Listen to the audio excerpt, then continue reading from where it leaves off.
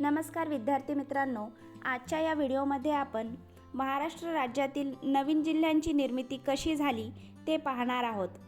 1 मे 1960 रोजी महाराष्ट्र राज्य अस्तित्वात आल्यानंतर त्यात एकूण 26 जिल्हे होते।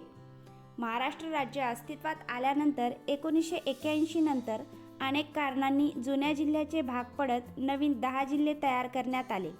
1960 ते 1980 पर्यंत महाराष्ट्र राज्यात 26 जिल्हे अस्तित्वात होते। सध्या महाराष्ट्रात 36 जिल्हे आहेत। 1 मे 1981 मध्ये 2 नवीन जिल्हे निर्माण करण्यात आले। कोकण प्रशासकीय विभागातील रत्नागिरी या जिल्ह्याचे विभाजन करून सिंधुदुर्ग या नवीन जिल्ह्याची निर्मिती करण्यात आली, तर औरंगाबाद प्रशासकीय विभागातील म्हणजेच सध्याच्या छत्रपती संभाजीनगर प्रशासकीय विभागातील औरंगाबाद जिल्ह्याचे म्हणजेच छत्रपती संभाजीनगर जिल्ह्याचे विभाजन करून जालना या नवीन जिल्ह्याची निर्मिती करण्यात आली। जेव्हा सिंधुदुर्ग व जालना ही 2 नवीन जिल्हे निर्माण करण्यात आले, तेव्हा AR अंतुले हे महाराष्ट्र राज्याचे मुख्यमंत्री होते।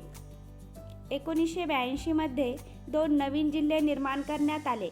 16 ऑगस्ट 1982 मध्ये छत्रपती संभाजीनगर प्रशासकीय विभागातील उस्मानाबाद जिल्ह्याचे म्हणजेच सध्याच्या धाराशिव या जिल्ह्याचे विभाजन करून लातूर या नवीन जिल्ह्याची निर्मिती करण्यात आली। 26 ऑगस्ट 1982 मध्ये नागपूर प्रशासकीय विभागातील चंद्रपूर जिल्ह्याचे विभाजन करून गडचिरोली हा नवीन जिल्हा निर्माण केला। जेव्हा लातूर व गडचिरोली जिल्ह्याची निर्मिती झाली, त्यावेळेस बाबासाहेब भोसले हे महाराष्ट्र राज्याचे मुख्यमंत्री होते। 14 ऑक्टोबर 1990 मध्ये कोकण प्रशासकीय विभागातील बृहन्मुंबईचे विभाजन करून मुंबई शहर व मुंबई उपनगर अशी 2 स्वतंत्र जिल्हे निर्माण केले। जेव्हा बृहन्मुंबई या जिल्ह्याचे विभाजन झाले, तेव्हा शरद पवार हे महाराष्ट्र राज्याचे मुख्यमंत्री होते। 1 जुलै 1998 मध्ये 2 नवीन जिल्हे निर्माण करण्यात आले।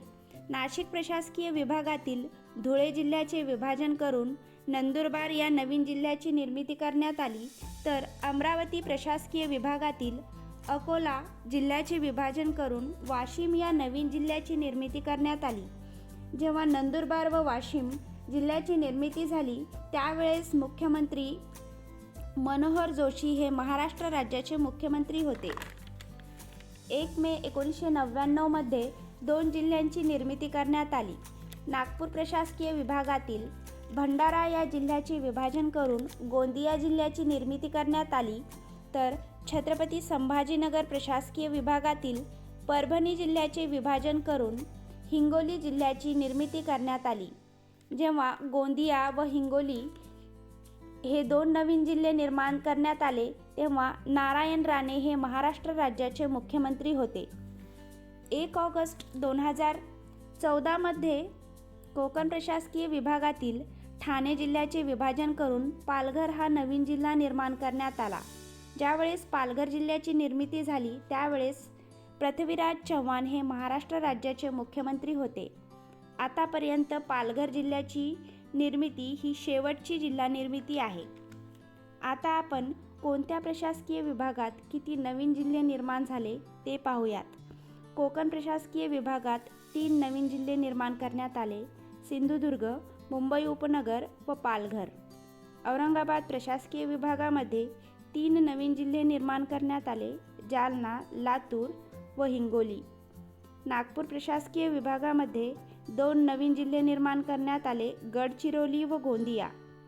अमरावती प्रशासकीय विभागामध्ये वाशिम या जिल्ह्याची निर्मिती करण्यात आली।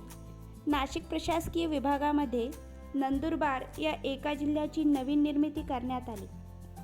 पुणे प्रशासकीय विभागामध्ये कोणत्याही नवीन जिल्ह्याची निर्मिती करण्यात आलेली नाही। महाराष्ट्र राज्यातील नवीन जिल्ह्यांची निर्मिती याबद्दलची ही माहिती जर आपल्याला आवडली असेल तर व्हिडिओला लाईक, शेअर व सबस्क्राईब नक्की करा। थँक्यू।